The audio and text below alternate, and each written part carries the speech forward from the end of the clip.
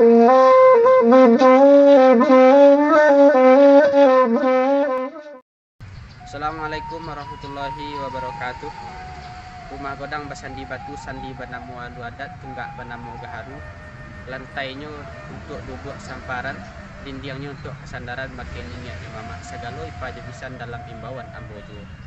Ampun lambo dek pengulu banyak nan sati, rang godang banyak nan batu, waktu banyak nan kiramai kepada Allah kebalah ambo.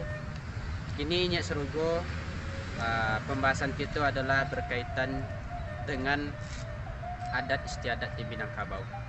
Sebagai landasan awal kita berpijak bercerita, selain dari sejarah, maka perlu kita tahu bahwa adat di Minangkabau itu ada ompek macam.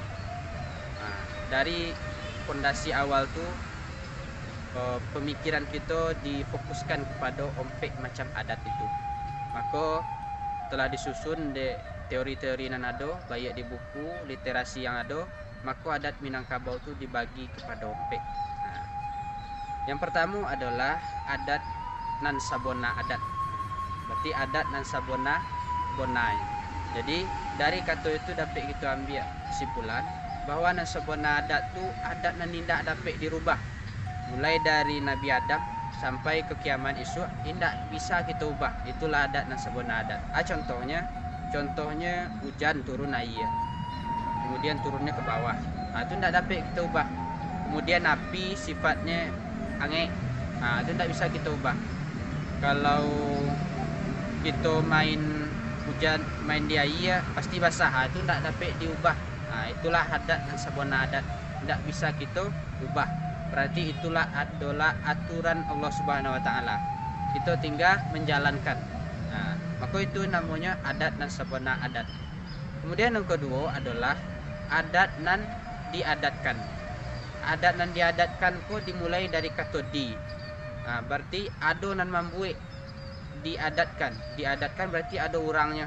Berarti diadatkan dibuat oleh Datuk Parapatian Sabatang, kemudian Datuk Katumanggungan. Datuk Parapatian Sabatang Bodi Caniago, Katumanggungan Koto Piliang. Larehnya dua. Maka adat tu dibuat oleh beliau karena beliau di Minangkabau itu adalah fondasinya. Mulai dari beliau secara teorinya, secara prakteknya dikembangkan oleh beliau, maka dikenal sebagai peletak dasarnya itu beliau Datuk Parapatiah Sabatang berdua jo Datuk Katumanggungan. Maka itulah yang aturan-aturan dibuat itu sampai kini masih dipakai. Contoh larangan atau menikah sesuku, kemudian garis keturunan menurut ibu itu kalah dipakai dan dibuat oleh Datuk Parapatiah Sabatang. Kemudian aturan lareh nan duo, rumah gadang Parapatiah Sabatang modeko lantainya, kemudian Bodi Caniago modeko lantainya. Lah diatur sistem kepemimpinan lareh Datuk Parapatiah modeko kepemimpinannya autokrasi. Kemudian Datuk Parapatiah Sabatang Katumanggungan duduk samparan. Lah disusun aturan-aturan itu, itulah yang dipakai sampai kini. Kemudian yang ketiga adalah adat nan taradat. Di bawah seketik pada adat nan diadatkan tu, maka di Minangkabau ada adat nan taradat, istilahnya dibuat dek pimpinan pengulu ataupun kerapatan adat di nagari ataupun kecamatan. Maka pimpinan itulah yang membuat aturan itu. Misalnya di siko aturan untuk sunat rasul harus ada adat iko. Aturan untuk pakai kah harus pakai iko. Itu diatur di adat nan taradat ataupun di nagari masing-masing. Tentu itu berbeda. Kemudian yang terakhir, yang komplek, yang paling kecil lingkupnya di bawah adalah adat istiadat. Bisa saja antara jorong iko, jorong sinan beda kebiasaan adatnya. Bisa saja antara RT iko, RT sinan beda cara mengeceknya, cara alur persambahannya, logatnya beda, cara memulainya beda. Maka itulah yang dinamakan keragaman kita di Minangkabau. Sehingga dengan keragaman itu, itulah kekayaan kita sebagai kearifan lokal di Minangkabau.